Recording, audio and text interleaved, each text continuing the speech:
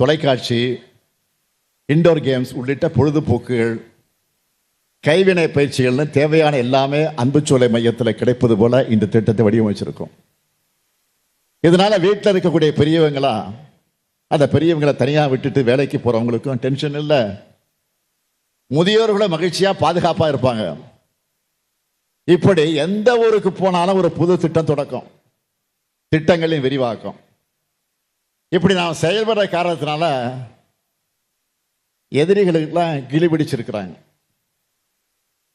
அதுவும் வாக்கு வங்கி தேர்தல்னு எதை பற்றியும் கவலைப்படாம எல்லா தரப்பினருமான திட்டங்களாக நாம் செயல்படுத்திட்டு இருக்கிறோம். இப்படி நம்ம திராவிட மாடல் செயல்படுத்த திட்டங்கள் பிற மாநிலங்களுக்கு மாடலா அமைஞ்சிருக்கு. தெலுங்கானா, பஞ்சாப்ல நம்ம முதலமைச்சர் காலை உணவு திட்டத்தை தொடங்க போறதா அறிவிச்சுட்டாங்க.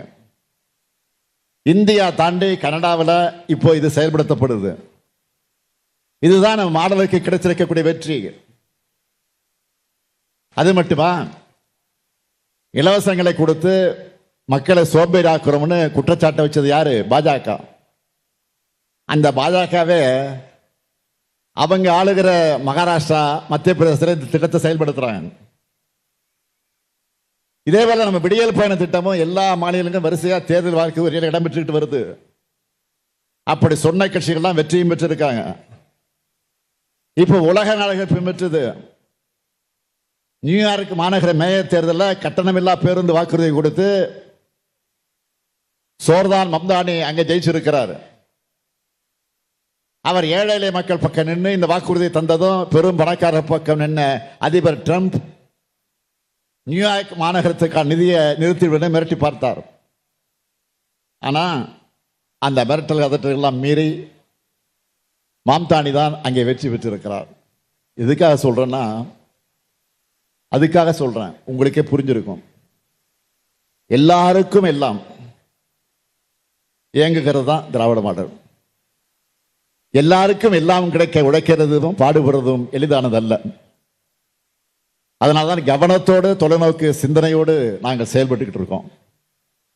ஆனா சிலர் இது போன்ற திட்டங்களை மதிக்காம அரசியல் உள்நோக்கத்தோடு ஆட்சியை குறை சொல்லி பேசிக்கிட்டு இருக்காங்க.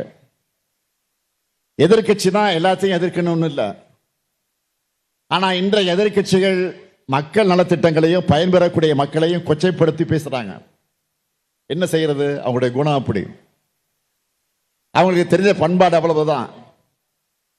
என்னை பொறுத்த வரைக்கும் போற்றுவார் போற்றட்டும், புழுதிவாரை தூற்றுவார் தூற்றட்டும், நம் பணி மக்கள் பணி. அதை நாம் பார்ப்போம்னு செயல்பட்டு வரேன். எதிர்கட்சிகள் என்ன போய் சொன்னாலும், பொறாமையில் மக்கள் நலத்திட்டங்கள் தேவையில்லை, 1000 ரூபாய் வேணாம்னு சொல்லி கொச்சைப்படுத்தினாலும் மக்கள் அவங்கள மதிக்கிறது இல்லை. தொலைக்காட்சியிலையும் சமூக வலைத்தளங்களையும் பேட்டியளிக்கிற மக்கள் பலரும் நம்மளோட ஒவ்வொரு திட்டத்தை ஆதரித்து பேசுறாங்க. ஏன், இங்க எனக்கு முன்னர் ஒரு தம்பி பேசினாரு. ஒரே குடும்பத்தில் எத்தனை திட்டங்கள்ல பலன் பெறுறோம் தெளிவா சொன்னாரு, ஆதாரத்தோடு சொன்னாரு. இதுதான் எதிர்கட்சிகளின் இந்த பொய்களுக்கான அந்த தம்பியினுடைய பதிலடி. நம்மளோட திட்டங்கள் எந்த அளவுக்கு பயனுள்ளதா இருக்குன்னு நீங்க சொல்லி கேட்கிறப்போ எனக்கு அளவில்லா மகிழ்ச்சி ஏற்படுது. மக்களாகிய நீங்க தான் திராவிட மாடல் தூதுவர்களாக செயல்படுறீங்க. திராவிட முன்னேற்ற கழக அரசு, மக்களான நீங்களும் தமிழ்நாட்டோட முன்னேற்றம் என்ற ஒரே சிந்தனையில, ஒரே வேவ் லென்த்தில் இருக்கும். அதனாலதான் திராவிட மாடல் 2.0 கன்ஃபார்ம் ஆயிடுச்சுன்னு நான் எங்கே போனாலும் நம்பிக்கையா சொல்றேன். தேர்தல் நெருங்கி வந்துடுச்சு. இப்பவே தேர்தலுக்கான பணிகள் எல்லாம் தொடங்கிடுச்சு. இந்த நேரத்தை உங்ககிட்ட நான் வைக்கிற முக்கியமான வேண்டுகோள் என்னன்னா, பொதுமக்கள் அனைவரும் தங்களுடைய வாக்குகளை உறுதி செஞ்சுக்கணும் கேட்டுக்கிறேன். நமக்குத்தான் போட போறீங்க, இந்த ஆட்சி தான் வரணும்னு போட போறீங்க, அதுல எந்த சந்தேகம் இல்லை. ஆனால் வாக்காளர் பட்டியலில் உங்கள் பெயர் இருக்கிறத நீங்க உறுதி செஞ்சுக்குங்க. அதான் முக்கியம். ஏதாவது காரணத்தை சொல்லி உங்களுடைய வாக்குகள் நீக்கப்பட்டு விடக்கூடாது என்பதில் கவனமா இருக்கணும். இந்திய தேர்தல் ஆணையத்தோட ஒரே வேலை தேர்தலை முறையா, ஒழுங்கா, நேர்மையா, உண்மையா நடத்துறது தான். அதை கூட அவங்க பல மாநிலங்களில் செய்யல. மற்ற மாநிலங்களிலிருந்து வரக்கூடிய செய்திகளை படிக்கிறப்போ நமக்கெல்லாம் அதிர்ச்சியா இருக்கு. நீங்க எல்லாரும் செய்திகள்ல, சோசியல் மீடியாக்களை பார்த்திருப்பீங்க. ஹரியானா மாநிலத்தில் அநியாயமா நடந்திருக்கு. ஒரு மாநிலத்தில் வாக்காளராக இருக்கிறவங்க இன்னொரு மாநிலத்தில் வந்து வாக்களிச்சிருக்கிறாங்க. ஒரே ஒரு வீட்டு முகவரியில் 66 போலி வாக்காளர்கள் இருந்திருக்கிறாங்க. ஒருத்தருடைய வீட்டு முகவரியில் 500 வாக்காளர்கள் இருந்திருக்கிறாங்க. அவங்க எல்லாரும் வேறு மாநிலத்தை சார்ந்தவங்க.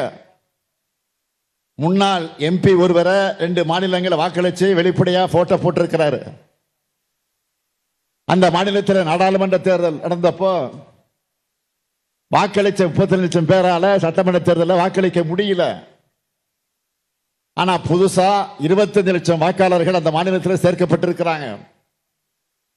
இது எல்லாத்தையும் மக்களுடைய எதிர்க்கட்சி தலைவராக இருக்கிறாரே, இளம் தலைவராக விலகிக் கொண்டிருக்கிறார் ஆறுவீர் சகோதரர் ராகுல் காந்தி அவர்கள் இதை தெளிவா ஆதாரத்தோடு அம்பலப்படுத்தி இருக்காரு. ஆனா தேர்தல் ஆணையம் பதில் சொல்லாம பதுங்குறாங்க. இது ஏதோ தனக்கு சம்பந்தம் இல்லாத பிரச்சனை மாதிரி சைலண்டா இருக்காங்க. இந்த சூழ்நிலையில்தான் தமிழ்நாட்டை சார்ந்த ஒவ்வொருவரும் வாக்காளர்கள் கவனமாக இருக்கணும். உங்க பேர் வாக்காளர் பட்டியல் சேர்க்கப்பட்டிருக்கான்னு பாருங்க. உங்களுடைய வாக்குச்சாவடியில போலியான நபர்கள் சேர்க்கப்பட்டிருக்கிறாங்களா என்பதையும் கண்காணிக்குமாறு உங்களை நான் விரும்பி கேட்டுக்கிறேன். வாக்களிக்கிறது ஒவ்வொருடைய ஜனநாயக கடமை, ஜனநாயக உரிமை. அதை யாராலும் தடுக்க முடியாது. அந்த உரிமையை தடுக்க முடியாது. தேர்தல் ஆணையமே செய்ய நினைச்சாலும் மக்களாகிய நீங்க தான் தடுக்கணும். உங்க உரிமைகளை நிலைநாட்ட, உங்கள் நலனை காக்க, இந்தியாவில் தலை சிறந்த மாநிலமா தமிழ்நாட்டை உயர்த்த எல்லா வகையிலும் இந்த முத்துவேல் கருணாநிதி ஸ்டாலின் செயல்படுவேன்னு உறுதி அளித்து விடைபெறுகிறேன். நன்றி, வணக்கம். முதலமைச்சர் மு க ஸ்டாலின் புதுக்கோட்டையில் அம்மாவட்டத்திற்கு அறிவிப்புகளை வெளியிட்டு பேசிய காட்சிகளை தற்போது பார்த்தோம்.